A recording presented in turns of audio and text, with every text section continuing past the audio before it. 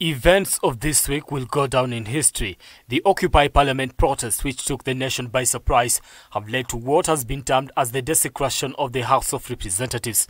And now that members of parliament fail to represent the people, Nyaribari Masaba MP wants the head of state to dissolve the House and call for elections under the supervision of the international community. I want to state here that as elected leaders, we are the problem. And I want to ask the President to immediately dissolve the National Assembly and call for elections within 90 days. I know people will argue that there is no IEBC. But remember, we are party to many international treaties.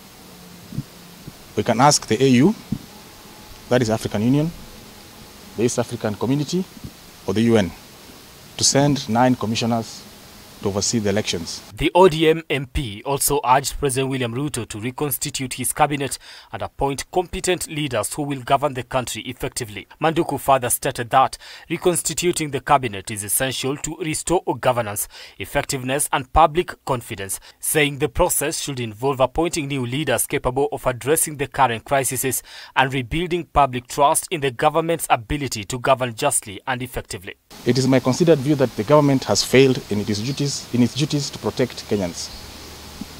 Further than that, we're asking the President to immediately reconstitute his cabinet and get competent people, and I say competent people, to work for him. This comes after President William Ruto declined to sign the controversial Finance Bill 2024 into law and directed that it be withdrawn in the National Assembly. It is not tenable that we can go back to that house which has been desecrated. And remember, Article 1 of our Constitution talks about the power belonging to the people, and that we as elected members only exercise it on their behalf. What we saw on Tuesday is that the public came to take back their power, and it is time we called a spade a spade. I want to ask Kenyans not to allow their members of parliament to go back to parliament. The call to dissolve parliament will, however, lead to a constitutional crisis as the Independent Electoral and Boundaries Commission (IEBC) is not properly constituted.